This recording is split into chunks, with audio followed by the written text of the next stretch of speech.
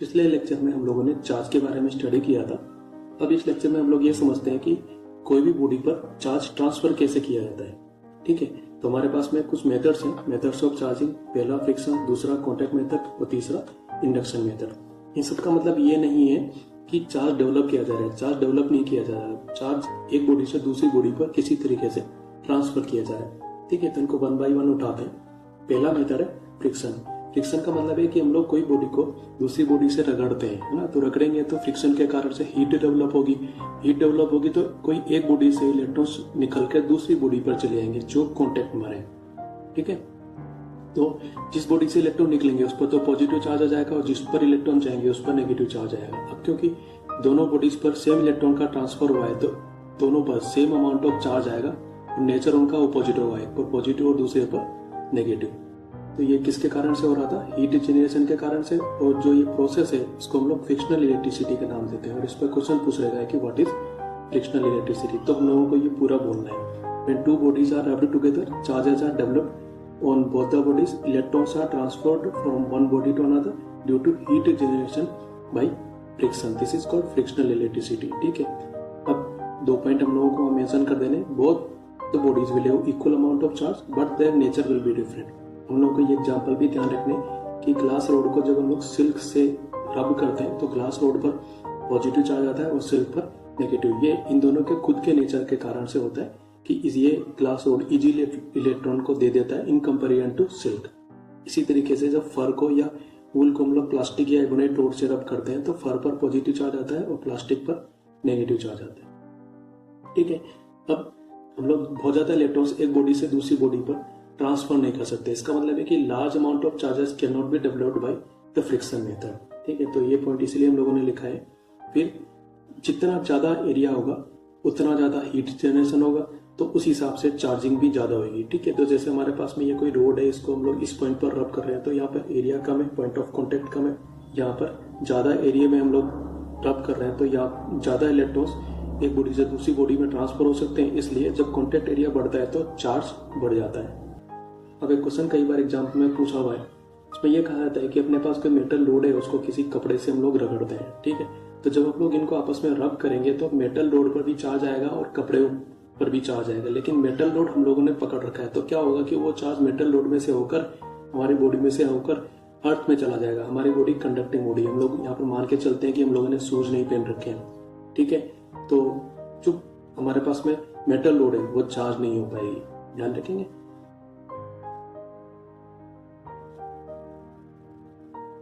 Next method है contact method. Contact method में हम लोग क्या करते हैं कि एक अनचार्ज बॉडी को एक चार्ज बॉडी से कनेक्ट कर देते हैं, चाहे वायर से कनेक्ट करते हैं चाहे आपस में इस तरीके से टच करते हैं। तो क्या होता है कि चार्ज बॉडी से अनचार्ज बॉडी में चार्ज ट्रांसफर होता है। अब ऐसा भी नहीं होता कि चार्ज बॉडी का सारा चार्ज अनचार्ज बॉडी में चला गया, किसी हिसाब से होता है। पर फाइनली क्या होता है कि दोनों पर कुछ न कुछ चार्ज रह जाता है और जो चार्ज आएगा वो दोनों पर सेम आएगा। ठीक है, तो जैसे हमारे पास में ये फिगर है, इसमें बता रखा है कि यहाँ पर कोई वायर से हम लोगों ने दो बॉडीज को कनेक्ट किया हुआ, ये अनचार्ज है और ये चार्ज है, या फिर यहाँ पर टच कर रखा है। तो इस पर प्लस चार्ज है तो इस पर भी बाद में प्लस चार्ज आ जाने वाला है। तो हम लोग इसको इस तरीके से शो कर रखें। फिर मान लो चार्ज बॉडी पर नेगेटिव चार्ज आता है तो जो अनचार्ज बॉडी है उस पर भी नेगेटिव चार्ज आएगा। यानी कि इस मेथड से अनचार्ज बॉडी पर सेम टाइप का चार्ज आता है, सेम अमाउंट का चार्ज आना जरूरी नहीं है। तो हम लोगों ने यहाँ पर लिखा है the charge body will require same nature of charge. ध्यान रखना है, सेम अमाउंट ऑफ चार्ज आना जरूरी नहीं है, ये डिपेंड करता है पोटेंशियल पर। अब हर बॉडी का पोटेंशियल अलग अलग होता है। हम लोग ये वर्ड नहीं जानते लेकिन फिर भी इस वर्ड को यहाँ पर काम में ले लेते हैं। हम लोग ये बोलते हैं कि पॉजिटिव चार्ज हाई पोटेंशियल से लो पोटेंशियल की तरफ जाता है और नेगेटिव चार्ज लो से हाई पोटेंशियल की तरफ जाता है। ठीक है, और ये तब तक जाएगा जब तक दोनों बॉडीज के पोटेंशियल सेम नहीं होते। ध्यान रखेंगे, जब तक जाएगा जब तक कि दोनों बॉडीज के पोटेंशियल सेम नहीं होते। जैसे मान लो यहाँ पर है तो ये जो बॉडी है उसका पोटेंशियल पॉजिटिव होगा और ये अनचार्ज है तो उसका पोटेंशियल 0 है। ठीक है, फिलहाल ये लेके चलते हैं। प्लस चार्ज है तो इसका जो प्लस चार्ज है वो हाई पोटेंशियल से लो पोटेंशियल की तरफ जाएगा। ठीक है, और ये तब तक जाता रहेगा जब तक इन दोनों बॉडीज के पोटेंशियल सेम नहीं होते। जब दोनों के पोटेंशियल सेम हो जाएंगे तो ये चार्जेस का जो ट्रांसफर है वो रुक जाएगा। ठीक है, ये बॉडी खाली नहीं होती, ध्यान रखना है। ठीक, और मान लो ये नेगेटिव चार्ज है तो नेगेटिव चार्ज में हम लोगों ने बोला था कि नेगेटिव चार्ज लो पोटेंशियल से हाई पोटेंशियल की तरफ जाता है। तो ये 0 पोटेंशियल है और ये नेगेटिव चार्जेस ले इस बॉडी पर अभी नेगेटिव पोटेंशियल है, तो नेगेटिव नंबर तो पॉजिटिव से कम होता है। इसका मतलब ये जो इलेक्ट्रॉन है या नेगेटिव चार्ज है लो पोटेंशियल से हाई पोटेंशियल की तरफ जाएगा। तो यहाँ पर भी चार्ज ऐसे जा रहा है और यहाँ पर भी चार्ज ऐसे जा रहा है, ठीक है। और ये डिस्ट्रीब्यूशन भी तब तक होगा जब तक कि दोनों के पोटेंशियल सेम नहीं आते। तो जब ये डिस्ट्रीब्यूशन हो चुका होगा तो दोनों के पोटेंशियल सेम है, ठीक है। चार्जेस का सेम होना जरूरी है, ये डिपेंड करता है कि इन बॉडीज का शेप क्या है, इन बॉडीज का साइज क्या है, ठीक। अब देखो इसी को हम लोगों ने ऐसे लिख रखा है, मैंने charge body is brought in contact with uncharge body. हम लोग यहाँ चार्जिंग की बात कर रहे हैं। Then charge from charge body will go to the uncharge body till the potential of both the bodies become equal, ठीक है। तो यहाँ तक की जो हमने बात कर रखी है तो कॉन्टेक्ट मेथड की बात कर रखी है, और यहाँ से जो लिखा हुआ है थोड़ा सा डिफरेंट चीज हम लोगों ने लिख रखी है। यहाँ पर हम लोग चार्ज बॉडीज की बात कर रहे हैं, ठीक है। When two charge bodies are brought in contact, मतलब दो, यहाँ पे तो हम लोग एक अनचार्ज और एक चार्ज को आपस में कनेक्ट कर रहे थे, अब हम लोग दो चार्ज बॉडी को कनेक्ट करेंगे तो भी उसका मतलब यही है कि कहीं ना कहीं चार्ज का रीडिस्ट्रीब्यूशन होगा, ठीक है। और फिर से वही कॉन्सेप्ट लगेगा, पॉजिटिव चार्ज हाई पोटेंशियल से लो पोटेंशियल की तरफ जाएगा और नेगेटिव चार्ज लो पोटेंशियल से हाई पोटेंशियल की तरफ जाएगा, तब तक जाएगा जब तक कि दोनों के पोटेंशियल सेम नहीं होते, ठीक है। तो इस चीज को हम लोगों ने यहाँ पे लिखा हुआ है, पर पढ़ लेना। ये पॉजिटिव चार्ज का मूवमेंट लिखा हुआ है, ये नेगेटिव चार्जेस का मूवमेंट लिखा हुआ है। तो जब हम लोगों को कॉन्टेक्ट मेथड की बात करेगा तो हम लोग को यहाँ से लेकर यहाँ तक ही लिखना है, ये पॉइंट खाली हमारे समझने के लिए। अब देखो कंडक्टर्स में क्या होता है, कंडक्टर्स में हम लोग ये तो बोल देते हैं कि इस पर पॉजिटिव चार्ज है, इस पर नेगेटिव चार्ज है। तो नेगेटिव चार्ज का मतलब तो ये समझ में आया कि कंडक्टर्स पे नंबर ऑफ इलेक्ट्रॉन ज्यादा है, और लेकिन पॉजिटिव चार्ज का मतलब क्या है कि उस पर नंबर ऑफ इलेक्ट्रॉन कम है, ठीक है। अब बोलने में तो हम लोग बोलते हैं कि प्लस चार्ज इधर से उधर गया, माइनस चार्ज इधर से उधर गया, पर एक्चुअली कंडक्टर्स में ऐसा कुछ नहीं हो रहा होता है। कंडक्टर्स में खाली इलेक्ट्रॉन ही मूव कर सकते हैं, ठीक है। तो हम लोग इस पॉइंट को भी यहाँ पे समझ लेते हैं कैसे हो रहा है। देखो ये हमारे पास में कोई बॉडी है, इस पर प्लस चार्ज है, इसका मतलब इलेक्ट्रॉन इस पर कम है, और ये न्यूट्रल बॉडी है, ठीक है। अब इस न्यूट्रल बॉडी का पोटेंशियल 0 है और ये जो पॉजिटिव बॉडी है इसका पोटेंशियल पॉजिटिव है, ठीक है। तो इसका पोटेंशियल अभी ज्यादा है, 0 के कंपेरिजन में प्लस वैल्यू ज्यादा होती है। तो हम लोगों ने क्या पढ़ा था कि नेगेटिव चार्ज जो है मतलब कि इलेक्ट्रॉन लो पोटेंशियल से हाई पोटेंशियल की तरफ जाएगा, तो ये पोटेंशियल कम है, तो इसलिए इलेक्ट्रॉन इस बॉडी से लेकर इस बॉडी की तरफ मूव करते हैं। प्लस चार्ज बोलने के लिए बोल देते हैं कि प्लस चार्ज इधर से उधर चला गया, पर एक्चुअली इलेक्ट्रॉन्स इस बॉडी से उस बॉडी की तरफ जा रहे होते हैं और यहाँ के प्लस चार्ज को सेटिस्फाई कर देते हैं या न्यूट्रल कर देते हैं, ठीक है। तो न्यूट्रल करने के कारण से यहाँ पर जो प्लस चार्ज होगा वो थोड़ा कम हो जाएगा ना, और यहाँ पर प्लस चार्ज आ जाएगा क्योंकि यहाँ से इलेक्ट्रॉन निकल चुके हैं, जो में ये हो रहा होता है। इसी तरीके से यहाँ पर इधर नेगेटिव पोटेंशियल है क्योंकि इस पर नेगेटिव चार्ज है और इस पर 0 पोटेंशियल है। इलेक्ट्रॉन्स मतलब नेगेटिव चार्ज लो पोटेंशियल से हाई पोटेंशियल की तरफ जाता है, इसलिए इलेक्ट्रॉन्स इधर से इधर जाएंगे, ठीक है। जब इलेक्ट्रॉन्स इधर से इधर जाएंगे तो इधर इलेक्ट्रॉन कम होने लगेंगे, तो धीरे धीरे इसका नेगेटिव चार्ज कम होने लगेगा, और इधर इलेक्ट्रॉन बढ़ने लगेंगे तो इसका नेगेटिव चार्ज बढ़ने लगेगा, ठीक है। तो इस तरीके से ये बॉडी नेगेटिवली चार्ज होती है। एक्चुअल में ये प्रोसेस हो रहा होता है, और बोलने में हम लोग बोल देते हैं कि प्लस इधर से उधर गया, माइनस इधर से उधर गया। तो ये कॉन्सेप्ट समझ के रखना है और दोनों कॉन्सेप्ट को मिक्स नहीं करना है खाली। अब देखो एक काम का फॉर्मूला है Q1 प्लस Q2/2, ये कहाँ पे ले रहे होते हैं। मान लो हमारे पास में दो स्फेयर है, दोनों स्फेयर का साइज सेम है, मतलब दोनों की रेडियस सेम है। तो जब हम इन दोनों स्फेयर्स को कनेक्ट करते हैं तो एक स्फेयर से चार्ज दूसरे स्फेयर में जाएगा, ठीक है। तो दोनों स्फेयर पे फाइनली जो चार्ज आएगा वो चार्ज सेम आएगा क्योंकि दोनों के साइज सेम है। ध्यान रखना है क्योंकि दोनों के साइज सेम है। मैंने पहले भी बोला था कि जब हम लोग कॉन्टेक्ट मेथड अप्लाई करते हैं तो चार्ज का नेचर सेम होता है, ठीक है। चार्ज का अमाउंट सेम होना जरूरी नहीं है, चार्ज का अमाउंट सेम तभी होगा जब दोनों के साइज सेम होंगे, ठीक है। तो इसको हम लोगों ने यहाँ पे मेंशन किया है कि if two conducting spheres of same size, ठीक है, same size with charges Q1 and Q2 are brought in contact and then separated, then both the bodies will have same amount of charge and the value of the charge will be given by Q1 plus Q2/2। इस फॉर्मूले के अंदर Q1 और Q2 with sign रखना है, ठीक है। जो जैसे भी पॉजिटिव नेगेटिव वैल्यूज है उनको पॉजिटिव नेगेटिव ही रखना है, तब हमारे पास में फाइनल चार्ज की करेक्ट वैल्यू आएगी, ठीक है। अब इस मेथड से कॉन्टेक्ट मेथड से हम लोग खाली कंडक्टर्स या मेटल्स को ही चार्ज कर सकते हैं, इंसुलेटर्स को इससे चार्ज नहीं कर सकते, ठीक है। थर्ड मेथड है हमारा इंडक्शन, इसको हम लोग इलेक्ट्रिकल इंडक्शन भी कहते हैं। देखो इंडक्शन में क्या हो रहा होता है कि हम लोग एक चार्ज बॉडी लिए हुए हैं, उसके पास में हम लोग कोई दूसरी अनचार्ज बॉडी ले आते हैं, टच नहीं करते, केवल नजदीक लेके आते हैं। तो जो चार्ज बॉडी है उसका अनचार्ज बॉडी पर कुछ इफेक्ट पड़ता है जिसको हम लोग इंडक्शन कहते हैं, और उसके कारण से जो अनचार्ज बॉडी है उस पर कोई चार्ज आने लगता है, इसको समझते हैं। ठीक है, जैसे हमारे पास में कोई बॉडी है, इस पर प्लस चार्ज है, और ये कोई अनचार्ज बॉडी है, इस पर कोई चार्ज नहीं है, और ये इससे दूर रखी हुई है, तो इस पर इसका कोई फर्क या इफेक्ट नहीं होने वाला। जब हम लोग इसको इसके पास में लेके आएंगे तो क्या होगा कि अनचार्ज बॉडी के इस तरफ, क्योंकि ये प्लस चार्ज है, तो इस तरफ नजदीक वाली सतह पर तो नेगेटिव चार्ज आएगा, और दूर वाली सतह पर फार साइड पर पॉजिटिव चार्ज आएगा। तो ये जो हो रहा होता है इसको हम लोग बोलते हैं इंडक्शन। ऐसे मान लो ये बॉडी हमारे पास में चार्ज बॉडी, इस पर नेगेटिव चार्ज है, और ये कोई अनचार्ज बॉडी है। जब ये दूर रखे हुए तब इन दोनों पर कोई फर्क नहीं पड़ रहा, इसके कारण से इस पर कोई फर्क नहीं पड़ रहा। लेकिन जब हम लोग इसको अनचार्ज बॉडी को इसके नजदीक लेके आएंगे तो इसकी तरीके से इसके नजदीक वाली सतह पर प्लस चार्ज आएगा और इसके दूर वाली सतह पर माइनस चार्ज आएगा। अब यहाँ पर नोटिस करने वाली बात यह है कि जब यहाँ पर प्लस चार्ज था चार्ज बॉडी पर, जिसके कारण से इंडक्शन हो रहा है, उसके नजदीक वाली सतह पर कैसा चार्ज आया, नजदीक वाली सरफेस पर कैसा चार्ज आया, नेगेटिव, पॉजिटिव का ऑपोजिट। तो ऐसे ही यहाँ पर जब नेगेटिव चार्ज था तो उसके नजदीक वाली सरफेस पर कैसा चार्ज आया, पॉजिटिव, फिर से ऑपोजिट, यानी कि नजदीक वाली सरफेस पर तो ऑपोजिट चार्ज इंड्यूस होता है और दूर वाली सरफेस पर सेम टाइप का चार्ज इंड्यूस होता है। तो कोई भी बॉडी दे दो, जैसे मान लो ये अपने पास में बॉडी है और ये कोई बॉडी है, इस पर मान लो प्लस चार्ज है, इसके कारण से इस पर इंडक्शन होगा, तो उसके नजदीक वाली सरफेस पर मतलब यहाँ पर तो नेगेटिव चार्ज आएगा, और इसके दूर वाली सरफेस पर मतलब यहाँ पर पॉजिटिव चार्ज आएगा। ये समझ के रखना है, ठीक है। इसी को हम लोगों ने लिख रखा है, when a charge body is brought very close to an uncharged body, then an opposite type of charge is induced on the surface of the uncharged conductor which is near or closer to the charge body, मतलब ये वाला भाग, ठीक है। While on the other side, far side, मतलब ये वाला भाग, same type of charge will be induced. This process is known as induction. हम लोग सीखेंगे कि अनचार्ज बॉडी को इंडक्शन से चार्ज कैसे करते हैं, लेकिन उससे पहले एक चीज हम लोगों को समझ लेनी है, जिसको हम लोग अर्थिंग बोलते हैं। कैसे करते हैं अर्थिंग?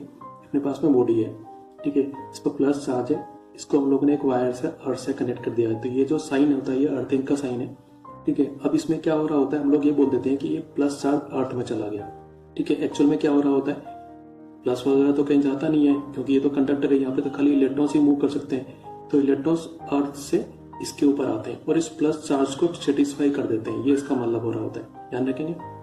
ऐसे ही ये हमारे पास में कोई बॉडी है जिस पर नेगेटिव चार्ज है, मतलब इस पर एक्सेस इलेक्ट्रॉन है, इसको हम लोगों ने अर्थ कर दिया, तो क्योंकि इलेक्ट्रॉन्स यहाँ पर मूव करने के लिए फ्री है, तो यहाँ से इलेक्ट्रॉन्स अर्थ में चले जाएंगे, ठीक है। इसमें तो इलेक्ट्रॉन्स अर्थ से बॉडी पर आते हैं, इसमें इलेक्ट्रॉन्स बॉडी से अर्थ में चले जाते हैं, ठीक है। इस कॉन्सेप्ट को यहाँ पर हम लोग काम में लेंगे। अब देखो ये जो स्टेप्स हैं, ये सारे स्टेप्स हम लोग को ऐसे ही याद रखने और एग्जाम में इन्हीं को ऐसे ही बनाना है, ठीक है। हम लोग चार्ज कर रहे हैं, charging an uncharged conducting sphere by induction. कैसा चार्ज कर रहे हैं?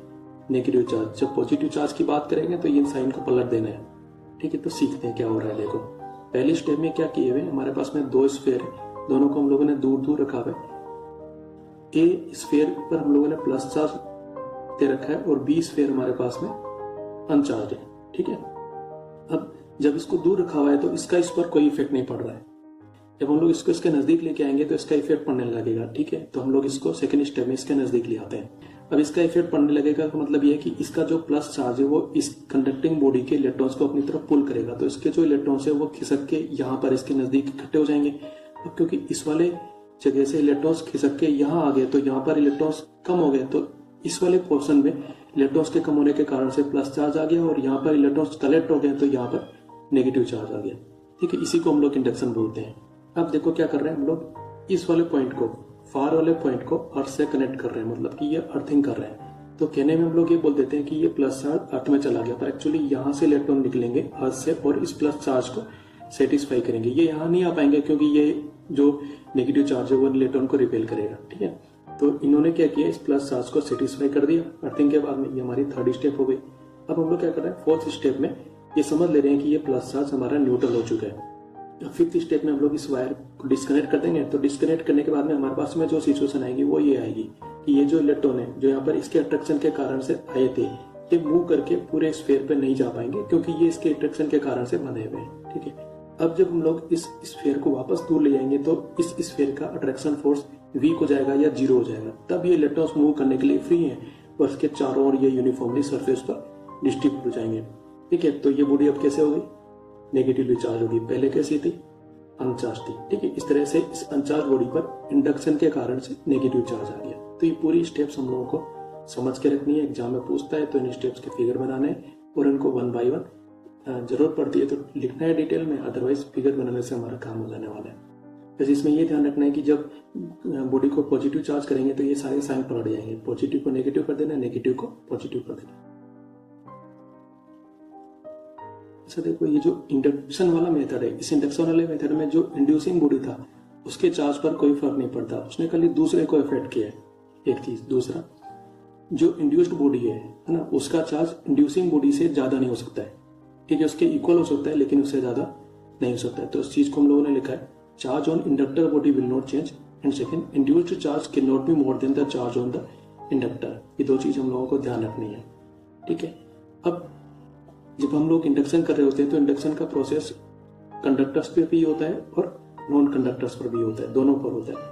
तो कंडक्टर्स में तो क्या होता है कि जो अमाउंट ऑफ इंड्यूस्ड चार्ज होता है वो अमाउंट ऑफ इंड्यूसिंग चार्ज के इक्वल होता है, लेकिन इंसुलेटर्स पर या नॉन कंडक्टर्स में ऐसा नहीं हो पाता, कम चार्ज इंड्यूस होता है। तो हम लोग यहाँ पे ये दो चीजें ध्यान रखेंगे कि कंडक्टर्स में amount of induced charge is equal to amount of inducing charge, और इंसुलेटर्स में amount of induced charge is always less than amount of inducing charge. इसके लिए एक फॉर्मूला होता है जो लोग आगे पढ़ेंगे, उसको हम लोग यहाँ पर यूज कर लेते हैं कि Q dash is equal to minus Q into 1 minus 1 upon epsilon R. Epsilon R के बारे में हम लोग अभी इतना जानते नहीं है, लेकिन फिर भी पढ़ लेते हैं।